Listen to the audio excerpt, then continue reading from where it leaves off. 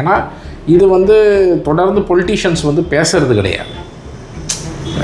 அவன் பண்ணலையா ஊழல், இவன் பண்ணலையா லஞ்சம், வாங்குறலையா லஞ்சம், இப்படியே இப்போ உங்களுடைய நீங்கள் ஏன் ஊழல் பண்ணுறீங்கன்னா அவன் ஊழல் பண்ணலையா அப்படிங்கிறது தான் பதிலாக இது வரைக்கும் திமுக மாறி மாறி பண்ணிகிட்டு இருந்த நேரத்தில் ஒரு முதல்வர் இல்லை நாங்கள் வாங்க மாட்டோம், அதே மாதிரி லஞ்சம் கொடுக்க முடியாதுன்னு நீங்கள் சொல்லுங்கள், தைரியமாக அந்த குரலை எழுப்புங்க அப்படின்னு மக்களை சொல்வது இது ரொம்ப ரொம்ப முக்கியம்னு நான் பார்க்குறேன். இப்போ நேற்றுக்கு ஒரு டெண்டர் நம்ம வெளியிட்டிருந்தோம், பார்த்துருப்பீங்க. முந்தா நேற்று ஈவினிங் ஒரு சின்ன டெண்டர் தான், ஒரு 5 லட்ச ரூபா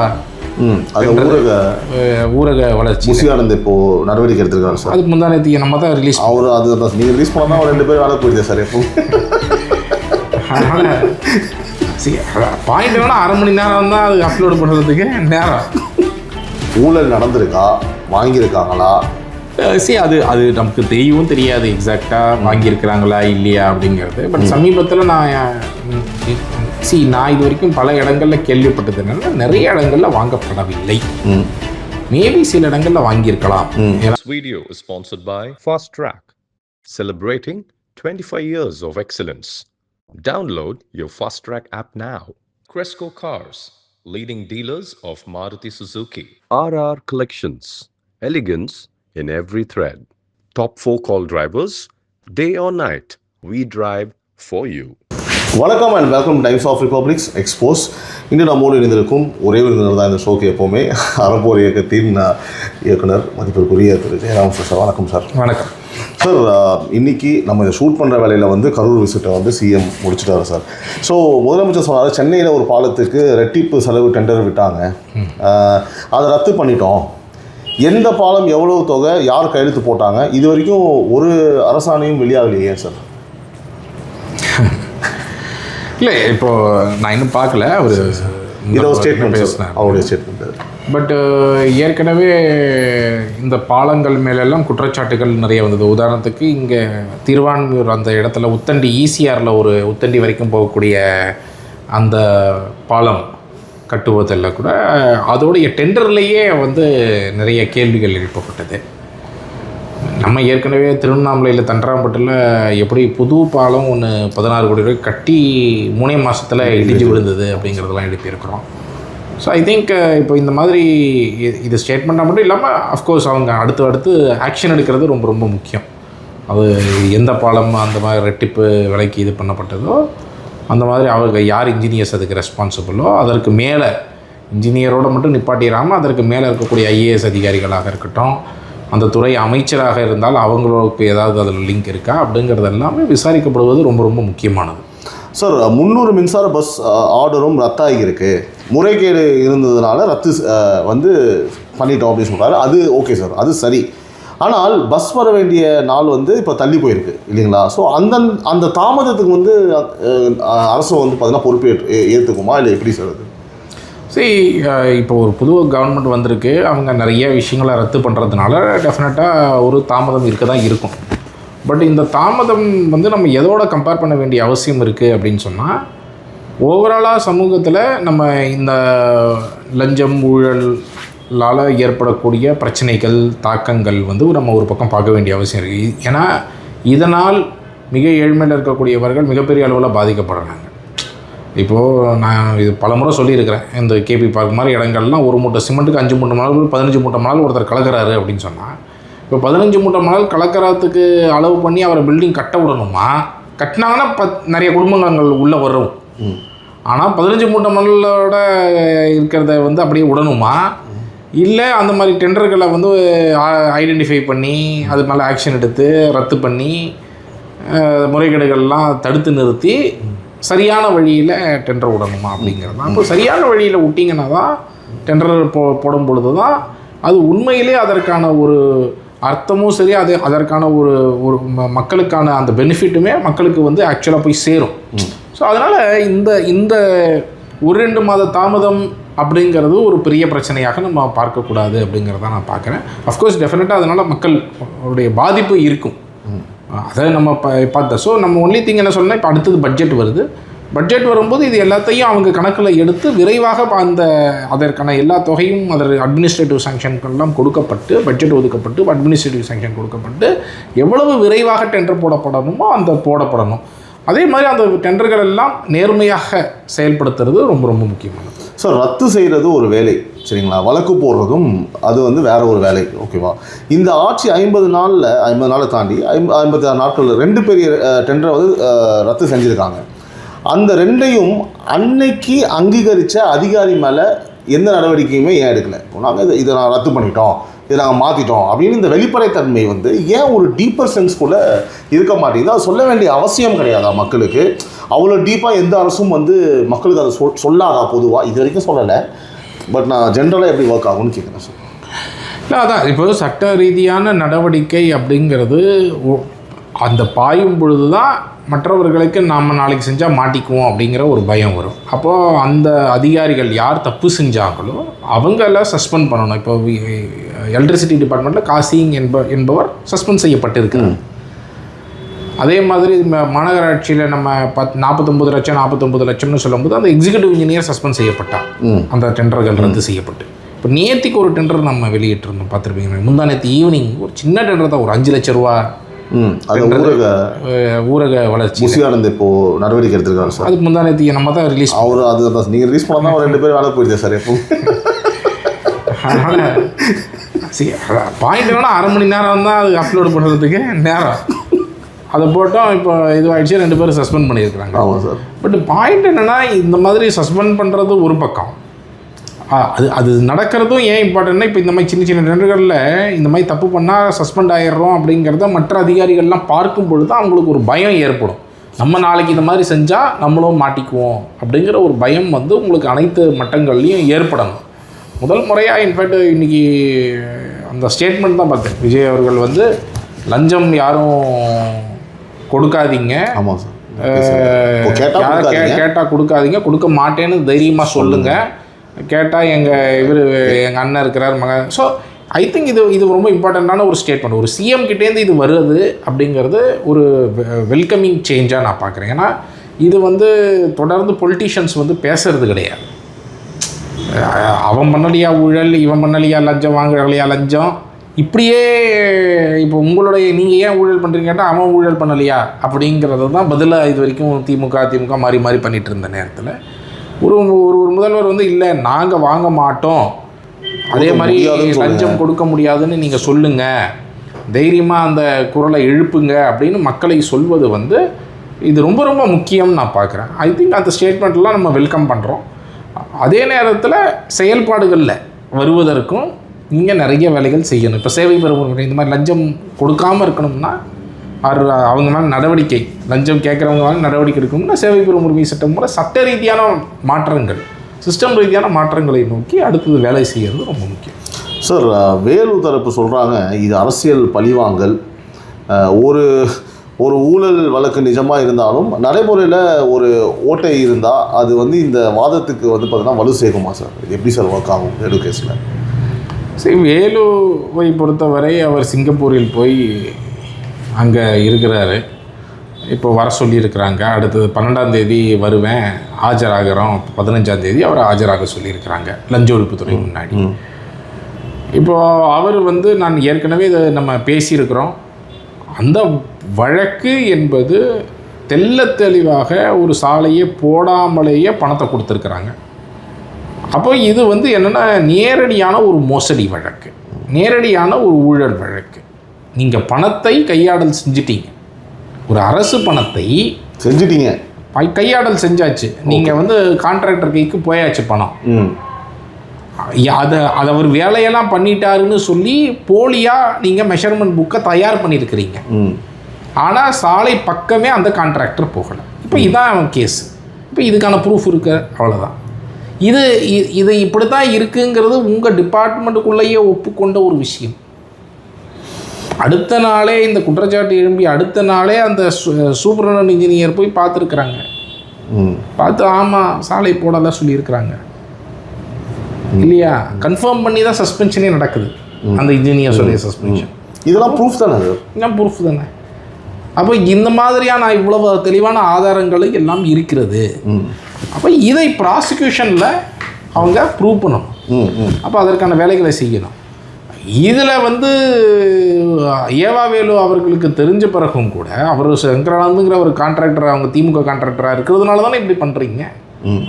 ரோடே போடாமலேயே உங்கள் துறையில் கொடுக்குறீங்க. தெரிஞ்ச பிறகும் கூட ஏவாவேலு வந்து அந்த சங்கரானந்த் கான்ட்ராக்டர் மேலே நடவடிக்கையே எடுக்கலையே. நாங்கள் வந்து நடவடிக்கை எடுப்போம், ஷோகாஸ் நோட்டீஸ் கொடுப்போம்லாம் ஒரு அமைச்சர் சொல்கிறீங்க. ஆனால் நீங்கள் என்ன பண்ணியிருக்கிறீங்க? நீங்கள் வந்து கடைசி வரைக்கும் அவங்க மேலே ஒரு கிரிமினல் ஒரு எஃப்ஐஆர் கூட போடலையே. இவ்வளோ பெரிய வந்தது. இதுவே ஏவாவேலுவோடைய ஒரு முகாந்திரம் உங்களுக்கு இங்கேருந்து வருது இல்லை தெளிவாக. சார் நேற்று முதலமைச்சர், அதாவது முதலமைச்சர் இன்னைக்கு பேசும்போது சொன்னார், தோண்ட எத்தனை பேர் வந்து மாட்ட போகிறாங்கன்னே தெரியல. இன்னைக்கு உயர்நீதிமன்றம் சொல்லுது முன்னாள் அமைச்சர் மேலே டிவிஎஸ்சி வற்புறுத்தலில் நடவடிக்கை கூடாது கோர்ட்டே சொல்லியிருக்கு சார்.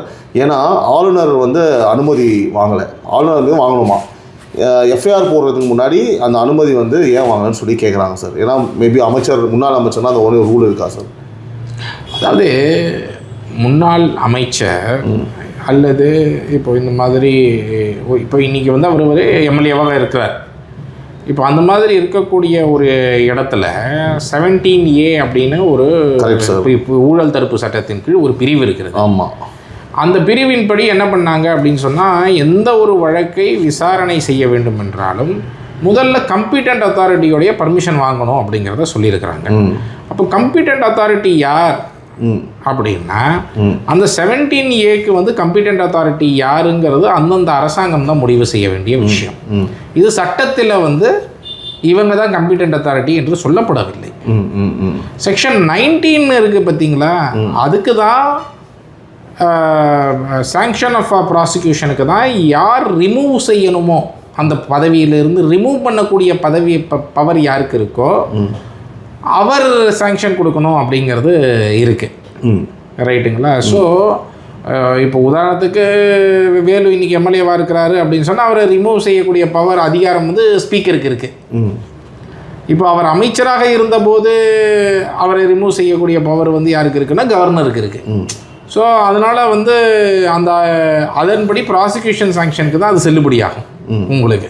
ஸோ ப்ராசிக்யூஷன் சாங்ஷன் இப்பொழுது என்னவாக இருக்கிறாரோ அதற்கு கம்பீட்டன்ட் அத்தாரிட்டி அவங்க அப்படின்ற மாதிரி. ஆனால் 17Aவை பொறுத்த வரைக்கும் உங்களுக்கு கம்பீட்டன்ட் அத்தாரிட்டி யார் என்பது சட்டம் டிஃபைன் பண்ணலை.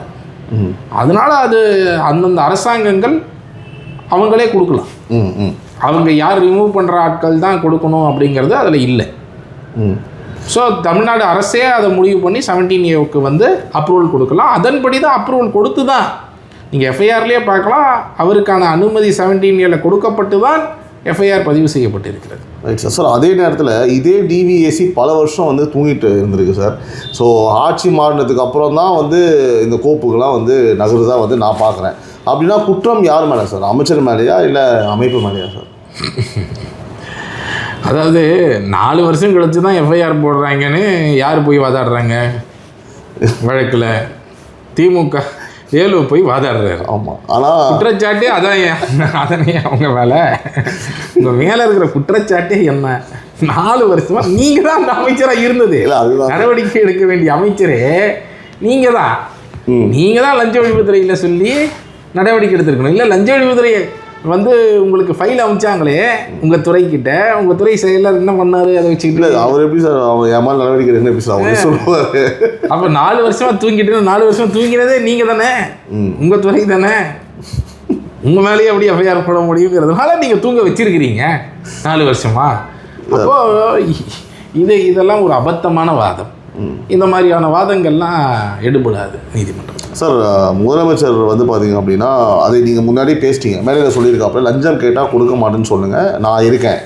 சரி, ஒரு சாதாரண மனுஷன் பதிவு அலுவலகத்தில் வந்து அப்படி சொன்னால் அடுத்து அவன் புகார் வந்து எங்கே கொடுப்பான், எத்தனை நாளில் பதில் வரும், இது என்ன சிஸ்டம்? நீங்கள் சொல்லிட்டீங்க, இருந்தாலும் அது கேள்வியாக இருக்குது சார். அதான் இது இப்போ இந்த மாதிரியான புகார்களை சொல்கிறதுக்கான வழிமுறை தான் ரொம்ப ரொம்ப முக்கியமானது. எப்படி நாங்கள் புகார் சொல்வது, அந்த அதிகாரி மேல் என்ன நடவடிக்கை எடுக்கப்படும், இப்போ எவ்வளோ நாள் வந்து மக்கள் காத்துட்ருப்பாங்க, அதிகாரிகள் பழி வாங்கினா என்ன செய்கிறது மக்களை. அப்போது அதற்காகத்தான் ஒரு சிஸ்டம் தேவை. இப்போ சேவை பெறும் உரிமை சட்டத்தில் நம்ம என்ன சொல்கிறோம், இப்போ 15 நாளைக்குள்ளே ஒரு வாரிசு சான்றிதழ் கொடுக்கணுமா, கொடுக்கலையா, மக்களுக்கு முதல்ல தெரியணும் 15 நாளில் கொடுக்கணும் அப்படிங்கிறது. 15 நாளில் கொடுக்கல அப்படின்னு சொன்னால் 16வது நாள் அவங்க அந்த அதிகாரி மேலே புகார் சொல்கிறதுக்கான ஒரு வழிமுறை இருக்கணும். அதை ஒரு அப்பீல் மாதிரி ரைஸ் பண்ணுறதுக்கான ஒரு வழிமுறை இருக்கணும். அந்த அப்பீலில் போகும்பொழுது அந்த அதிகாரியையும் கூப்பிட்டு அந்த பொதுமக்கள், பாதிக்கப்பட்ட பொதுமக்களையும் கூப்பிட்டு 2 பேரையும் கூப்பிட்டு ஏன் நீங்கள் இன்னும் அந்த சான்றிதழ் கொடுக்கல, அவங்க எல்லாம் கரெக்டாக தான் சப்மிட் பண்ணியிருக்காங்களான்னு பார்த்துட்டு உடனடியாக அதை அவங்களுக்கு பெற்றுத்தரக்கூடிய வழியையும் ஏற்படுத்தணும். அதே நேரத்தில் அந்த அதிகாரி வேணும்ட்டே டிலே பண்ணியிருந்தாருன்னா அவர் மேலே ஆக்ஷன் எடுக்கிறதுக்கான வழியும் இருக்கணும். இது ரெண்டுமே அந்த சிஸ்டமில் அது ஒரு சேவை ஆணையமாக செயல்படணும். அப்போ இதை தான் சேவை பெறும் உரிமை சட்டம்னு சொல்கிறோம். இப்போ இந்த மாதிரி ஏதாவது ஒரு வழிமுறையை உருவாக்க வேண்டும். அப்படி இல்லைன்னா இவங்கெல்லாம் என்ன பண்ணுவாங்க, தொடர்ந்து நீங்கள் எங்கே வேணால் சொல்லிக்கோங்க, ரிஜெக்ட் பண்ணி விட்ருவாங்க. 15 நாளைக்குள்ளேயா ரிஜெக்ட் பண்ணி விட்ருவாங்க. 15 நாள் ரிஜெக்ட் பண்ணால் அப்புறம் நான் எங்கே போகிறது, திரும்ப அப்ளை பண்ணணும். இன்னும் சிஎம் செல்லுக்கு வந்து கொடுத்த புகார் பேரில் வந்து கரெக்டாக எனக்கு பதில் வரலன்னு சொல்லிட்டு கம்ப்ளைண்ட் வந்து டேரெக்டாகவே நம்மளுக்கும் சார் சோர்ஸ் சொல்கிறாங்க பொதுமக்கள். சார் சிஎம் செல்லை பொறுத்த வரைக்கும் அது ஒரு ரொம்ப நாளாக ஒரு போஸ்ட் ஆஃபீஸ் மாதிரி தான் வேலை செஞ்சிட்ருக்கு. அதுவும் வந்து கடந்த ஆட்சியில் அது இன்னும் மோசமாயிடுச்சு. முன்னாடியாவது கொஞ்சம் பயம் இருக்கும், அங்கே கீழே போச்சுன்னா சிஎம் செல்லேருந்து வந்தோன்னா அது கொஞ்சம் சீரியஸாக எடுத்தாங்க முன்னாடிலாம் டிபார்ட்மெண்ட்டில். கடந்த 4-5 வருஷத்தில் அது ஒரு ஜோக் மாதிரி ஆயிடுச்சு. ஈவன் அந்த சிஎம் செல்லேருந்து கூட அதை ஒரு ஃபார்வேர்டு பண்ணால் கூட சிஎம் செல்லுக்கே கூட அவங்க சரியாக பதிலெலாம் டிபார்ட்மெண்ட்ஸில் வந்து கொடுக்குறது கிடையாது. அதை யாரும் ஃபாலோ அப்பும் பண்ணலை. ரொம்ப மோசமாயிருச்சு. அப்படிங்களா? ஓகே. அந்த சிஎம் செல்லுடைய புகார்கள் நீங்கள் பார்த்தீங்க அப்படின்னு சொன்னால் நம்ம என்ன புரிஞ்சுக்கணுன்னா, ஒரு சிஎம் செல் வழியாக ஒரு போகக்கூடிய புகார் அப்படிங்கிறது சிஸ்டம் ரீதியாக அது ரொம்ப கஷ்டமானது. புகாருங்கிறது எப்படி இருக்கணும்னா, இப்போ நீங்கள் ஒரு புகார் தெரிவிக்கிறீங்கன்னு வச்சுக்கோங்களேன், எந்த அதிகாரி அதற்கு பொறுப்பானவரோ நேரடியாக அந்த புகார் அவருடைய டைம்லைனில் போய் உட்காரணும். மேலே புகார் வந்திருக்கு, மேலே இல்லை, ஒரு விஷயத்துக்கு இப்போ நீங்கள் ஒரு ரோடுக்கு புகார் பண்ணுறீங்க, ஏதோ ஒரு புகார் சொல்கிறேன், உங்களுக்கு கீழே இருக்கிற இதில் வந்து புகார் வந்திருக்கு, நீங்கள் தான் பாருங்க. இப்போ லஞ்சம் வாங்குறாருன்னு புகார் வந்து இந்த சேவை பெறும் உரிமை சட்டம் மாதிரி ஒரு சிஸ்டம் இருக்கணும். பட் மற்ற புகார்கள்லாம் சொல்கிறேன், இப்போ ரோடு சரியில்லை, இது சரி, இப்போ புகார்னா அது சிஎம் செல்லுக்கு போக வேண்டிய அவசியம் கிடையாது. அது நான் ஒரு சிஸ்டமில் என்ன பண்ணால் அது நேரடியாக அந்த அதிகாரிக்கு போய் உட்காரணும். அந்த அதிகாரிக்கு வந்து ஒரு டைம் லைன் இருக்கணும், 48 மணி நேரத்துக்குள்ளே அதை சால்வ் பண்ணணும்னு. அப்போ அவர் சரி பண்ணலை அப்படின்னு சொன்னால் அதுவும் எல்லாமே 48 மணி நேரம் சொல்ல முடியாது. இப்போது உதாரணத்துக்கு சாக்கடை ஒரு பிரச்சனைன்னு வச்சுக்கோங்களேன், அது 48 மணி நேரம் வெயிட் பண்ண முடியுமா? அப்போ சாக்கடை பிரச்சனைக்கெல்லாம் அது 2 மணி நேரம் 3 மணி நேரம், அதெல்லாம் ஒரு அவசர விஷயம். அப்போ அந்த 3 மணி நேரத்தில் அவர் செய்யலைன்னா உடனடியாக அது ஒரு மேலதிகாரிக்கு எஸ்கலேட் ஆகும். அப்படி சிஸ்டம் இருக்கா சார்? அந்த மாதிரி சிஸ்டம் உருவாக்கலையே. இன்ஃபேக்ட் நம்ம சென்னை ஆப் நம்ம கார்பரேஷனில் அந்த மாதிரி ஒரு சிஸ்டம் வந்து உருவாக்கினாங்க, 48 மணி நேரத்துக்குள்ளே சால்வ் பண்ணணும் அப்படின்னு சொல்லிட்டு. ஆனால் அதையுமே அவங்க சரியாக அதற்கு பிறகு அந்த எஸ்கலேஷன் ப்ராசஸோ ரீஓப்பன் ப்ராசஸையோ அவங்க கடந்த சில நாட்களாக அந்த சாஃப்ட்வேரை வந்து பார்க்க முடியும் ஒரு மாதிரி காலி பண்ணிட்டாங்க. ஸோ இதையெல்லாம் நான் என்ன சொல்கிறேன்னா, ஒரு கிரீவன்ஸ் ரிட்ரஸல் மெக்கானிசம் அப்படிங்கிறது அரசு வந்து ரொம்ப தீவிரமாக செயல்படுத்தணும். அதில் வந்து அவர் செயல்படுத்தலையா அந்த நேரத்துக்குள்ளே உடனடியாக அதோடைய சீனியர் அஃபீஷியல் கிட்ட போய் உட்காரணும், அவருக்கான ஒரு டைம் லைன் இருக்கணும். அது கடைசியில் அந்த கமிஷனர் வரைக்கும் போகணும் ஒரு புகார். அந்த மாதிரி போய் அவங்க மேலே ஆக்ஷன் எடுக்கிறதுக்கான வழிவகைகள் வந்து கிளியராக சிட்டிசனுக்கு தெரிவிக்கப்படணும். இது வந்து இந்த விஷயம் உதாரணத்துக்கு அவங்க என்ன பண்ணுவாங்க, கடந்த சில நாட்கள் என்ன பண்ணாங்கன்னா, கடந்த சில ஆட்சியிலோட ஒரு இடத்துல என்ன பண்ணாங்க, சால்வ் பண்ண மாதிரி ஏஐ ஃபோட்டோவை போட்டு விட்டாங்க. ஆமாம் சார், பார்த்தேன். நீங்கள் பார்த்து ஆமாம், ரொம்ப பேசும் பொருள் ஆகிடுச்சு. அது என்னடா பண்ணி வச்சுருக்கீங்க. அப்போது நீங்கள் அந்த மாதிரி ஃபோட்டோவை போட்டு விட்டிங்கன்னா உடனடியாக ஒரு சிட்டிசனுக்கு என்ன இருக்கணும்னா, ரீஓப்பன் பண்ணுறதுக்கு ஆப்ஷன் இருக்கணும். அந்த புகாரை க்ளோஸ் பண்ணிடுவார் அவர், உடனடியாக அங்கே ரீஓப்பன் ஆப்ஷன் இருக்கணும். ரீஓப்பன் ஆப்ஷன் இருந்து இல்லை, இவர் உண்மையிலேயே செய்யாமலேயே வேற ஒரு ஃபோட்டோவை போட்டிருக்கிறாருன்னு அவர் போட்டாருன்னா அது ஆட்டோமேட்டிக்காக அவரோட ஹையர் அஃபீஷியலில் போய் உட்காரணும். இப்படி தான் ஒரு கிரீவன்ஸ் ரிட்ரஸல் மெக்கானிசம் பில்ட் பண்ண முடியும். நீங்கள் யார் புகாரை தீர்க்க வேண்டியவரோ நேரடியாக அவருக்கு போய் உட்காந்து அதுலேருந்து எஸ்கலேட் ஆகி போய் கமிஷனரால் ஒரு டேஷ்போர்ட் மாதிரி அவருக்கு ஏஐக்கு எவ்வளோ புகார் வந்திருக்கு, எவ்வளோ தீர்த்துருக்குறாங்க, எவ்வளோ மேலே வந்திருக்கு அப்படிங்கிறதெல்லாம் அவர் டேஷ்போர்ட் மாதிரி பார்த்து அவர் கேள்வி கேட்கணும், அதில் ரிவ்யூ பண்ணணும். ஸோ இந்த மாதிரி சிஸ்டம் வந்து ரொம்ப ரொம்ப முக்கியம் ஒரு அரசாங்கத்தில். அதை நோக்கி வந்து இவர்கள் வேலை செய்கிறது முக்கியம். சார் ஒரு விமர்சனம் இருக்குது சார், மேல் மட்டத்தில் வந்து பார்த்தீங்கன்னா இந்த மாதிரி ஊழல்லாம் குறைஞ்சிருக்கலாம், ஆனால் கீழ் மட்டத்தில் வந்து லஞ்சம் இன்னும் இருக்குது. அதாவது தாசில்தார், ஆர்டிஓ, சப் இன்ஸ்பெக்டர், சின்ன சின்ன ஆளுங்க மட்டும் பிடிபடுறாங்க இதில். ஓகேங்களா? ஆனால் இது நியாயமான ஒரு விமர்சனமா இல்லை அவசரமான ஒரு தீர்ப்பாக பார்க்குறீங்களா சார் இதை? இப்போ நான் எப்படி உதாரணத்துக்கு நீங்கள் நம்ம பேசுகிற விஷயங்களே எடுத்துக்கோங்க சார். 100 கோடி 500 கோடி 300 கோடின்றது தான் வந்து அதுக்கு யாரும் டச் பண்ணவே முடியல. ஒரு பெரிய பவர் சென்டர் வந்து ஓடிட்டுருக்கு. நம்ம கடைசி வரைக்கும் இந்த சப் இன்ஸ்பெக்டர், ஆர்டிஓவில் அங்கே இப்போது நம்ம முதல்வரே என்ன சொன்னோம் அப்படின்னா, இப்போ போய் கேளு, நல்ல விஷயம் தான் அது. பேசிக் பீப்புளில் இருக்கும்போது போய் கேட்கும்போது நம்மளுக்கு அந்த இதை ஊழல் அப்படின்னா மாற்றம் ஏற்பட்டுருக்கு, அதை மாற்று கருத்து இல்லை. ஆனால் இந்த பவர் சென்டர் லாபி அப்படி அதுக்கு எந்த ஒரு இதுவுமே இரண்டு இடத்துலையுமே ஊழலை ஒழிப்பது ரொம்ப முக்கியம்.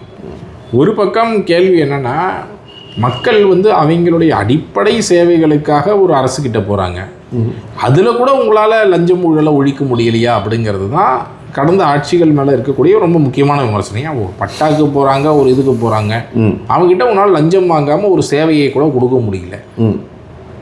இது வந்து நீங்கள் 500-1000 ரூபா விஷயமா மட்டும் பார்த்துட்டு விட்டுறவும் முடியாது. ஏன்னா இது வெறும் 500-1000 கிடையாது. நீங்கள் பிளான் அப்ரூவல்லாம் போனீங்கன்னா லட்சக்கணக்கில் வாங்குறாங்க, லட்சக்கணக்கான ரூபா வாங்குறாங்க. நீங்கள் இன்றைக்கி ரியல் எஸ்டேட்டுடைய விலையே, நீங்கள் ஒரு வீடு வாங்குறதே மிகப்பெரிய அளவில் சதுரடிக்கு 200 ரூபா 300 ரூபா வெறும் லஞ்ச பணம்னால மட்டும் அதிகரிக்குது.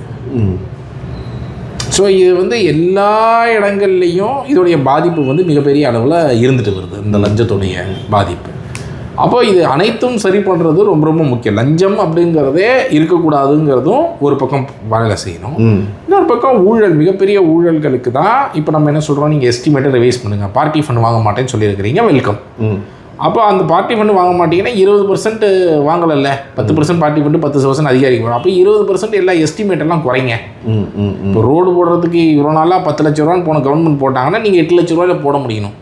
ஏன்னா 2 லட்ச ரூபா பார்ட்டி ஃபண்டுக்காக ஒதுக்கின ஃபண்டு. அந்த ரோடு உண்மையிலேயே போடுறதுக்கு 8 லட்சம் தான். அப்போ 8 லட்சத்துக்கு அந்த எஸ்டிமேட் இருக்கணும், ரைட்டுங்களா? ஸோ அப்போ அவங்க மார்க்கெட் ரேட்டெல்லாம் நீங்கள் கரெக்டாக அவங்க எங்கெல்லாம் பூஸ்ட் பண்ணி வச்சுருக்கிறாங்களோ, சந்தை மதிப்பெல்லாம் பூஸ்ட் பண்ணி போட்டு வச்சுருக்காங்களோ, எல்லாத்தையும் ரிவைஸ் பண்ணி ப்ராப்பராக எஸ்டிமேட்டை குறைச்சிங்கனாலே 20% நீங்கள் சேமிக்க முடியும்.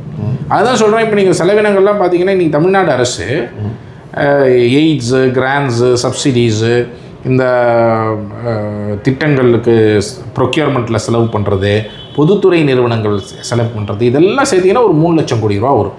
நான் சொல்கிறது சம்பளம், பென்ஷன், இன்ட்ரெஸ்ட்டு, பிரின்சிபல் இதையெல்லாம் தவிர. இதற்கு வந்து தனியாக அதில் ஒரு 2 லட்சம் கோடி ரூபா 3 லட்சம் கோடி ரூபா செலவு பண்ணுவாங்க. அதை தவிர இந்த 3 லட்சம் கோடி ரூபாய் இருக்கு இல்லையா, இந்த 3 லட்சம் கோடி ரூபாயை பொறுத்தவரை அரசு அதில் 20% இந்த மாதிரி ஊழலை குறைச்சாங்க அப்படின்னு சொன்னால் கிட்டத்தட்ட 60,000 கோடி ரூபாய் ஒரு ஆண்டுக்கு மட்டுமே சேமிப்பு. அப்போ 60,000 கோடி நீங்கள் வந்து நிதிநிலை அறிக்கையில் என்ன சொல்கிறீங்க, டெஃபிசிட்டே, ரெவன்யூ டெஃபிசிட்டே 78,000 கோடின்னு சொல்கிறீங்க. அப்போ 60,000 கோடி உங்களுக்கு வெறும் இதுலேருந்து மட்டும் வரும். ஸோ அதனால் ஒரு அரசு வந்து இந்த ஊழலை ஒழிப்பதும், மிகப்பெரிய ஊழல்களை ஒழிப்பதும் மிகப்பெரிய அளவில் கவனம் செலுத்தணும். அதனால தான் டெண்டர்களெல்லாம் நீங்கள் எண்ட் டு எண்ட் ஆன்லைன் டெண்டராக கொண்டு வாங்க. காம்படிஷன் இப்போ ஒரு டெண்டரில் 2 பேர் தான் பங்கெடுக்கிறாங்கனாலே அது ஒரு செட்டிங் டெண்டர், அவ்வளோதான். இது ரொம்ப பெரிய இந்த இராணுவ ரகசியம்லாம் இல்லை. 2 பேர் 3 பேர் தான் பங்கெடுக்கிறாங்கனாலே அது ஒரு செட்டிங் டெண்டர் தான். டெண்டர்னாலே 5 பேர் 10 பேர் பங்கெடுக்கணும். ஏன் அவ்வளோ கிளாஸ் 5 கான்ட்ராக்டர் இருக்காங்க, கிளாஸ் 4 இருக்காங்க, கிளாஸ் 1 இருக்காங்க, 100கணக்கான கான்ட்ராக்டர்கள் இருக்கிறாங்க. எவ்வளோ பேருக்கு நீங்கள் வேலை வாய்ப்பை உருவாக்கலாம், எவ்வளோ சிவில் இன்ஜினியர்ஸு இவங்கெல்லாம் வந்து படிச்சுட்டு வந்துட்டு இருக்கிறாங்க. அவங்கெல்லாம் ஒரு கிளாஸ் 5 கான்ட்ராக்டராக வர முடியாது வேலை எடுத்து செய்யறதுக்கு. நீங்கள் அதையே 10 பேருக்கு கொடுத்துட்ருப்பீங்க. அதே 4 பேர் அந்த மினிஸ்டரோட மச்சான், மாமா, இப்படி தான் இவ்வளோ கடந்த காலத்தில் நடந்துக்கிட்டு இருக்கு. அப்போ அந்த மாதிரி இல்லாமல் அவங்களோட பினாமிகள் தான் வளர்ச்சி இல்லாமல் நீங்கள் ஓப்பன் காம்படிஷனில் விடுங்க. 5 பேர் 10 பேர் போட்டி போடுவாங்க. யார் குறைந்த விலையோ அவங்க செய்வாங்க. கிளாஸ் 5ல நிறைய போட்டிகளை வைங்க. சின்ன சின்ன டெண்டர்களில் நிறைய போட்டிகள் உருவாகும் போது கிளாஸ் 5லேருந்து கிளாஸ் 4க்கு வருவாங்க, கிளாஸ் 4லேருந்து கிளாஸ் 3க்கு வருவாங்க. அப்போது ஓவர் டைம் ஒரு 2 வருஷத்தில் என்ன ஆகும்னா நிறைய கிளாஸ் 1 கான்ட்ராக்டர்களை நீங்கள் உருவாக்கணும். இப்போது இன்றைக்கி நீங்கள் ஒரு டெண்டர் போடுறீங்க, எக்ஸ்பீரியன்ஸ் இருக்கணும், லாஸ்ட் 3 வருஷத்தில் அரசு வேலை செய்த எக்ஸ்பீரியன்ஸ் இருக்கணும் அப்படின்னு சொல்கிறீங்க. லாஸ்ட் 3 வருஷத்தில் இவ்வளோ டேர்ன் ஓவர் இருந்திருக்கணும் அப்படின்னு சொல்கிறீங்க. யாருக்கு இருக்கும் அது? இவ்வளோ நாளாக இந்த ஊழல் சிஸ்டமில் கமிஷன் கொடுத்து பார்ட்டி ஃபண்ட் கொடுத்துட்டு பெரிய அளவில் கமிஷனை கொடுத்து டெண்டர் எடுத்த கான்ட்ராக்டருக்கு தானே இருக்கும். உண்மையிலேயே நேர்மையாக பண்ணுறவங்களுக்கு அது இருக்குமா? அப்போ நீங்கள் இன்றைக்கி நேர்மையாக டெண்டர் போடணுன்னு போட்டால் கூட அந்த ஊழல் கான்ட்ராக்டர் தானே எடுப்பாங்க. புரியுதா உங்களுக்கு? அப்போ நாங்கள் இன்ஃபேக்ட் லாஸ்ட் டைம் 21 அந்த சேஞ்ச் பண்ணோம் கார்பரேஷனில். நாங்கள் என்ன சொன்னோம், நீங்கள் ப்ரைவேட் ஒர்க்கையும் எக்ஸ்பீரியன்ஸில் எடுத்துக்கோங்க, தப்பில்லை. ஏன்னா லாஸ்ட் 5 வருஷமாக ஊழல் அந்த நெட்ஒர்க்கில் சிண்டிகேட்டில் இருந்தவங்க மட்டும்தான் எக்ஸ்பீரியன்ஸ் இருக்கும். நீங்கள் என்னதான் கவர்மெண்ட் ஒர்க்கோட எக்ஸ்பீரியன்ஸ் கேட்டிங்கன்னா அதே கான்ட்ராக்டர் தான் வந்து போட்டி போடுவாங்க, அதே சிண்டிகேட் கண்டினியூ ஆகும். பிரேக் பண்ணுங்க இந்த சிண்டிகேட்னு சொல்லி ப்ரைவேட் ஒர்க் எக்ஸ்பீரியன்ஸை அலோவ் பண்ணாங்க ஃபஸ்ட்டு டைம் கார்பரேஷனில். கொஞ்ச நாள் அவர் பேடி இருந்த வரைக்கும் இருந்தது, அதுக்கப்புறம் அது மாற்றிருப்பாங்க. பட் இப்போது அதெல்லாம் பண்ணணும். நீங்கள் இப்போ வந்து அந்த மாதிரி எப்படி வந்து ஒவ்வொரு ஒப்பந்தங்களையும் 5-10 பேராவது போட்டி போடுறாங்களாங்கிறத செக் பண்ணணும். அவ்வளோ பேர் போட்டி போட்டாங்கன்னா தான் அந்த டெண்டர் உள்ள ஒரு காம்படிஷனுங்கிறது இருக்கும், போட்டிங்கிறது இருக்கும், உண்மையிலேயே சந்தை மதிப்புக்கு அவங்க எடுப்பாங்க. ஸோ இதெல்லாம் ரொம்ப ரொம்ப முக்கியமானது. சார், கோவை நொய்யல் ஆற்றில் வந்து 4 நாள் மணல் அள்ளியிருக்காங்க சார். ஸோ அதில் வந்து அனுமதி உத்தரவு காட்ட சொன்னப்போ அந்த ஆவணத்தை காட்ட மறுத்துருக்காங்க. அனுமதி இருந்தால் காட்டுறது என்ன சார் தயக்கம்? என்ன நடக்குதாங்க? நான் இன்னும் பார்க்கல என்ன நடக்குதுன்னு. பட் இது வந்து ஒரு இடம்ங்கிறது இல்லை, பல இடங்கள் இருக்குது. இங்கே மணல் அள்ளினது வந்து எந்த அளவுக்கு அள்ளி இருக்கிறாங்க கடந்த சில ஆண்டுகளில். கிட்டத்தட்ட 23 லட்சம் டன் மணல் அள்ளி இருக்கிறாங்க, ஆற்று மணல். இப்போ அந்த ராமச்சந்திரன் கரிகாலன் இந்த கும்பல் இருக்கு, 23 லட்சம் டன் அள்ளினாங்க. நம்ம அரசாங்கத்துடைய மண், நம்ம ஆற்று மணல் சட்டவிரோதமாக அள்ளி இருக்கிறாங்க, ரிப்போர்ட் இருக்குது. அப்போ அந்த அளவுக்கு மணல் வந்து கொள்ளை போயிருக்கு. தாது மணல் எடுத்துக்கோங்க, 5800 கோடி ரூபாய் அந்த வைகுண்டராஜன் விவி மினரல்ஸு அவங்க குரூப்பு வந்து மிகப்பெரிய அளவில் கொள்ளை 10-15 ஆண்டுகளாக. இன்றைக்கி வைகுண்டராஜன் பையன் போய் முதலமைச்சரை சந்திச்சுட்டு இருக்கிறாரு. என்ன பட் இவங்களோட கேஸ் இன்னைக்கு இப்போ சுப்ரீம் கோர்ட்டில் வருது. புரியுது. ஆல்ரெடி சிபிஐ எஃப்ஐஆர் போட்டிருக்கு. ஹைகோர்ட்டு வந்து அமிகஸ் கியூரியோட ரிப்போர்ட் அக்செப்ட் பண்ணி 5800 கோடி ரூபாய் அந்த ராயல்ட்டி கலெக்ட் பண்ணுறதுக்கான இனிஷியேட்டிவை நாங்கள் ஸ்டேட் கவர்மெண்ட் எடுக்கிறோம்னு சொல்லியிருக்கிறாங்க. இது வரைக்கும் கலெக்ட் பண்ணிங்களா 5800 கோடி ரூபாய் அவங்ககிட்டேருந்து? 5800 கோடிங்கிறது ரொம்ப கம்மி. அதில் வந்து பல ஆயிரக்கணக்கான கோடி ரூபாய் இழுப்பு. அதுதான் இந்த இன்வெஸ்டிகேஷனை கண்டுபிடிக்க வேண்டியது சிபிஐ எஃப்ஐஆர் பதிவு பண்ணதோடு நிற்கிது. இன்றைக்கி என்ன இன்வெஸ்டிகேஷன் பண்ணிகிட்டு இருக்கிறாங்க அப்படிங்கிறது தெரியல. பட் இது மாதிரியான கொள்ளைகள், தாது மணலில் ஒரு பக்கம் கொள்ளை, ஆற்று மணலில் கொள்ளை, ரஃப் ஸ்டோன் இன்னொரு பக்கம் குவாரிங்கில் எம்சாண்டு கொள்ளை. அப்போது இதெல்லாம் பார்த்தீங்கன்னு சொன்னால் அதில் வந்து ஒன் டைம் ரெகுலரைசேஷன் ஸ்கீம்னு போட்டு எல்லாருக்கும் வெறும் சட்டவிரோதமாக குவாரி அள்ளினவங்களுக்கெல்லாம் 100 கோடி தான் 1 கோடி. ஆமாம், அந்த மாதிரியெல்லாம் செய்கிறது மூலம் அதில் ஒரு 20,000 கோடி ரூபாய் இப்போ ஜஸ்ட்டு ஒன்றும் இல்லைங்க. இந்த மணல் அள்ளினவங்ககிட்டேருந்து இழந்த பணத்தை மீட்டெடுத்தாலே என்ன ரெவென்யூவை நீங்கள் எங்கேயோ கொண்டு போயிடலாம், தமிழ்நாடு அரசுடைய ரெவென்யூ. சார், இறுதியாக சார், இந்த அட்வொகேட் நியமனம்ல என்ன தான் சார் அது? இப்போது சவுசங்க தொடர்ந்து குற்றச்சாட்டை வச்சுட்ருக்காரு. நம்மளும் சிடிஆர் நிர்மல்குமார் ஒரு கருத்தை சொல்கிறாரு, ஆதாரங்களோடையும் இருக்குது. ஏன்னா கோர்ட்டில் ஜட்ஜே சொல்லியிருக்காங்க, அரசு வக்கீல்கள்லாம் இல்லை, ஒரு சில கேஸுகள் அபராதமும் போட்டிருக்காங்க, நியூஸ் பேப்பர்லேயும் வந்திருக்கு. உங்களுடைய பார்வை, உங்களுடைய கருத்து என்ன இந்த விஷயத்தில்? ஊழல் நடந்திருக்கா, வாங்கியிருக்காங்களா? அது நமக்கு தெரியவும் தெரியாது எக்ஸாக்டாக வாங்கியிருக்கிறாங்களா இல்லையா அப்படிங்கிறது. பட் சமீபத்தில் நான் இது வரைக்கும் பல இடங்களில் கேள்விப்பட்டது என்னென்னா, நிறைய இடங்களில் வாங்கப்படவில்லை. மேபி சில இடங்களில் வாங்கியிருக்கலாம். ஏன்னா உதாரணத்துக்கு சமீபத்தில் ஒரு குற்றச்சாட்டு என்ன வந்ததுன்னா, ஒரு தாவேக்கா வழக்கறிஞரே குற்றச்சாட்டு வச்சாங்க, இந்த மாதிரி ஒரு போஸ்டிங்க்கு எவ்வளோ வாங்குறாங்கன்னு சொல்லிட்டு. ஸோ அந்த மாதிரி ப்ளஸ் இப்போது நிறைய ஊழல்வாதிகள்லாம் உள்ளே வந்துட்டுருக்குறாங்க. இப்போ அங்கங்கே அவங்கவுங்க கண்ட்ரோல் எடுக்க ஆரம்பிப்பாங்க ஒவ்வொரு ஏரியாலையும். அவங்க சொல்கிற ஆளை வக்கீலாக போடுன்னுவாங்க. அப்போ அவங்க ஒரு கலெக்ஷனை போட்டு அங்கே வக்கீல் போடுறதுக்கான வாய்ப்புகள்லாம் அதிகம். இதனால தான் கட்சிகளுக்குள்ளே நீங்கள் ஊழல்வாதியை கொண்டு வர, ஆனால் ஆட்சி நான் நேர்மையாக பண்ணுவேங்கிறது ரொம்ப கஷ்டமான ஒரு விஷயம் அப்படிங்கிறது நம்ம சொல்கிறதுக்கு. ஏன்னா இந்த மாதிரி வரும்போது அவங்கெல்லாம் அங்கங்கே லோக்கலாக கண்ட்ரோல் எடுப்பாங்க. ஸோ நீங்கள் என்ன புரிஞ்சுக்கணும் அப்படின்னு சொன்னால், கட்சிக்குள்ளே எடுக்கக்கூடிய ஆட்களும் சரியான ஆட்களாக இருக்கிறாங்களா? இப்போ இந்த மாதிரி அப்பாயின்மெண்ட் ஒன்று வந்திருக்கு, இதில் ஒரு குற்றச்சாட்டு வந்திருக்குன்னா அது நீதிமன்றத்துக்கு போகிறத விடுங்க. இப்போது நீதிமன்றம் ஒரு பக்கம் விசாரிக்கிட்டோம். பட் நீங்கள் இன்னும் சீரியஸாக எடுக்கணும்ல. நான் லஞ்சமே வாங்க மாட்டோம், ஊழலே செய்ய மாட்டோம்னு சொல்லக்கூடிய ஒரு கட்சி அதை ரொம்ப சீரியஸாக எடுக்கணும்ல. யார் அந்த மாதிரி பணம் வாங்கினாங்க அப்படிங்கிறத கேட்டு அதன் மேலே நடவடிக்கை எடுக்கணுமா இல்லையா முதலமைச்சர்?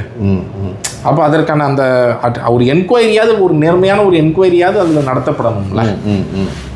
நீங்கள் அதனால் அதையெல்லாம் வந்து செய்யணும் அப்படிங்கிறது நம்ம அதில் ஒரு மாற்று கருத்து இருக்க முடியாது. அந்த ஒரு பக்கம். பட் இன்னொரு பக்கம் நிறைய அட்வொகேட்ஸ் ஃபஸ்ட்டு டைமாக நம்ம வந்து என்ன சொன்னாங்கன்னா, நிறைய இடங்களில் ஃபஸ்ட்டு டைமாக நாங்கள் என்ன பார்க்குறோன்னா, பணம் இல்லாமல் இந்த மாதிரி நியமனங்கள் பல இடங்களில் நடக்குது அப்படிங்கிற ஒரு விஷயமும் நடந்தது. இப்போ நிறைய டிரான்ஸ்பரண்ட் போஸ்டிங்ஸ், இப்போ இபியில் நடந்த டிரான்ஸ்பரண்ட் போஸ்டிங்கில் ஃபஸ்ட்டு டைம் பணம் வாங்காமல் பண்ணியிருக்கிறாங்க அப்படின்னு சொல்லிட்டு சொன்னாங்க.